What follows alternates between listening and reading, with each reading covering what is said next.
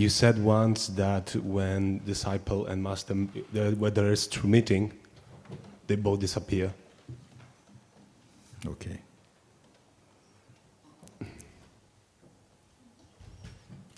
What it mean they both disappear like two separations, like two separate objects, because still when you have the sense that you are your own self, your own person, your own autonomy, then you cannot help seeing others, including Master also, as another. You see? That's also the body that they are appearing through. Then you also perceive they are that also, because you are still perceiving, I am also this. Even when we have the feeling, I am not the body and so on. But at some cellular level, we're still functioning and we are the body. So then this at the end of conversation, true conversation, this duality should be finished. Isn't it? You have to finish, yes. Yes, and not that duality is wrong, it is important and necessary, unavoidable. You see, in the realm of experiencing, even for satsang, duality is necessary somehow.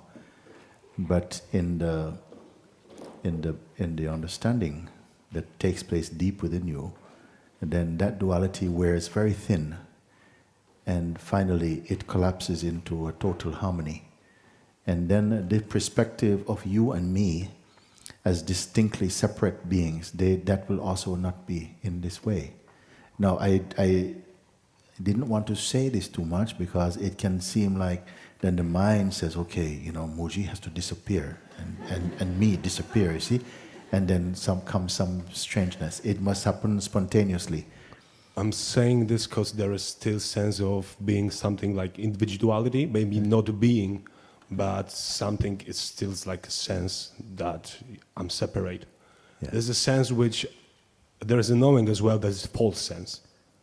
Let's understand this thing properly, because I don't want that any of my words become misleading for anybody.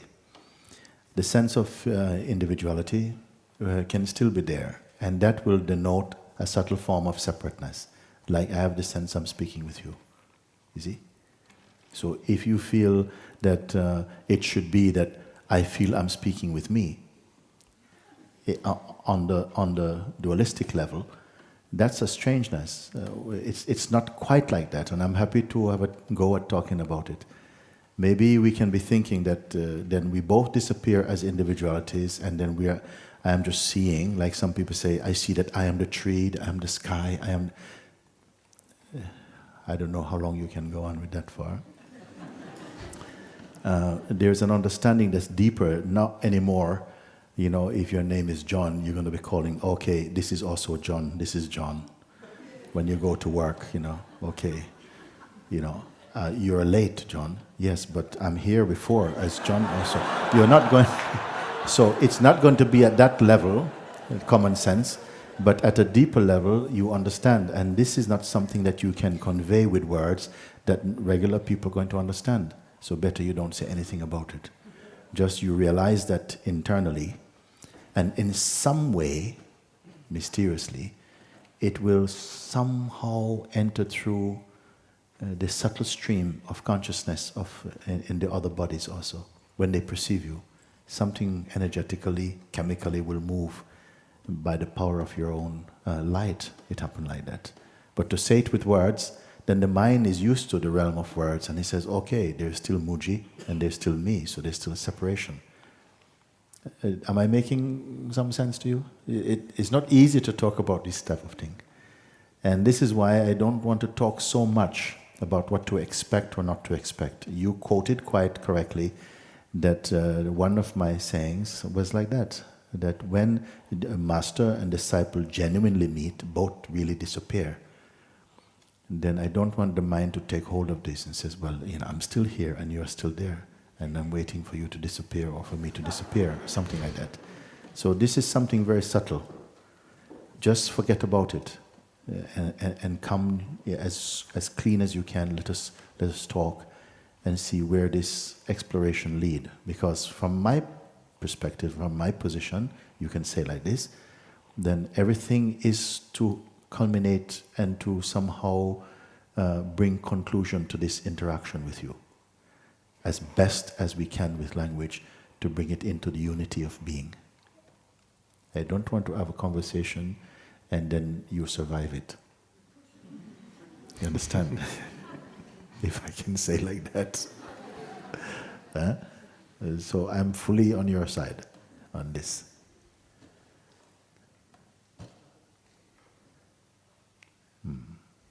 So let's start again now from here.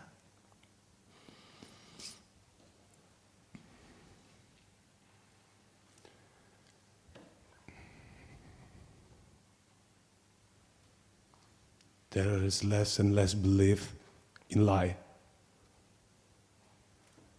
Less and less, whatever something pops out, I cannot believe in it anymore. In the way how it used to be. Yes. But I cannot even say that it used to be.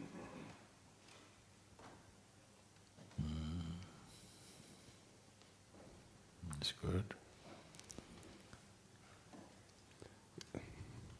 You're talking about subit transcendence. And more and more I understand why we came, why we are here, more or less, and we transcend this. There is sweet feeling about it. Yes. Yes, because even what may be felt as a small insight is felt powerfully within your being. When something opens up a clarity which is not just intellectual or mental, but an in-seeing, it completely detonates somewhere internally, and the whole bundle of concepts are deconstructing completely in this. It can seem like a small thing if you speak about it, but the impact, the effect of it is truly beautiful. And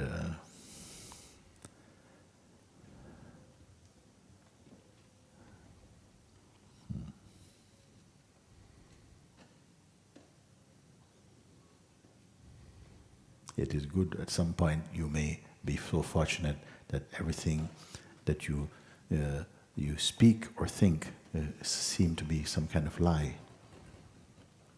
It might feel a bit frustrating. You say, my God, what really is true? And I want to jump in quickly before you become depressed about it, and to say, no, this is a very good thing, because now from here you can only flower in consciousness, meaning that almost as though your mind runs out of moves. Sometimes it works like that, not in every case. But it can come that you come to feel, but all my thoughts, what I think about who I am, all of this is not true. Exactly, that's what is happening right now. And it's not like I'm feeling lost. There's not feeling lost. I know that I'm here. Yes. I know I cannot exactly find myself as such, though the mind tried to grasp it, or something want to try to grasp it.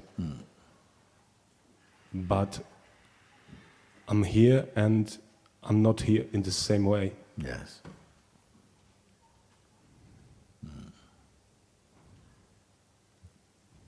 Something wants to know if I should stay here, or something just gonna pop out, or it's have to be like slow maturing or something like that, and this feeling start to pop up again and again. Whether something pops out or goes into a slow cook down, there is awareness of it. Exactly. And that movement will happen in the what I may call the dynamic field of your expression. Some transformation, some slowing down, some refining is going to be taking place, but you don't need to be there nursing it. It's happening automatically, spontaneously, in the presence of that awareness itself.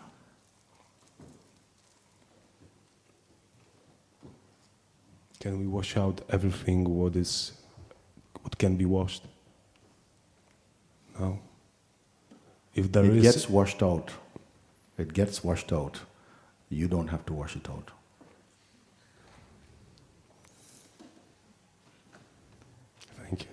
Just you holding on to your own being.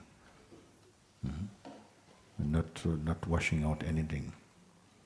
There is a moment when there's a feeling to wash out. And when that moment arises, it is sent by the consciousness and the vital force who will send the power to zap things, to delete, to scrub things out. If it comes like this, then you will know it in that moment, because all the energy, the inspiration, everything will be there to fulfill that expression. But don't be dreaming it up. Don't be thinking, yeah, I think I need to do this. No, just relax.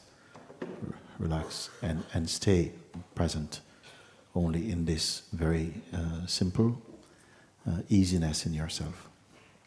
There is still an alertness because you're still inside the energy of your yes, which is not a dead energy, but it doesn't need to be busy. It doesn't have to be going around with a scrubbing brush. Just your yes, you're in a state of sort of alert, surrenderedness. It is good.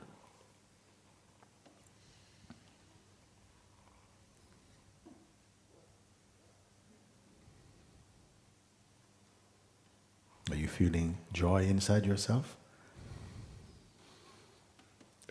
I cannot say it's a joy as a feeling.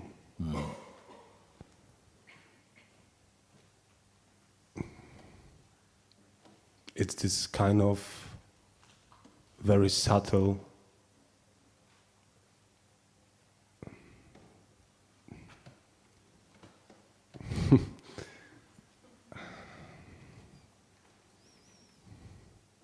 peace. That peace and joy is not different. That peace and contentment is not different. Yes.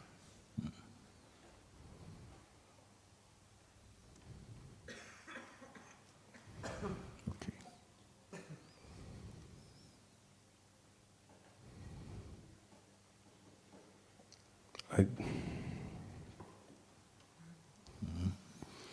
Some things I want to say to use this moment as the best as possible. But somehow I just see that it's just also a thought. Yes.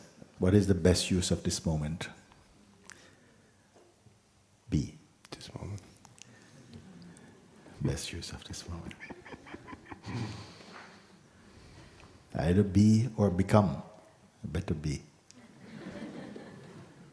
The mind is obsessed with becoming and often misses being. So. I love you so much. I love you too.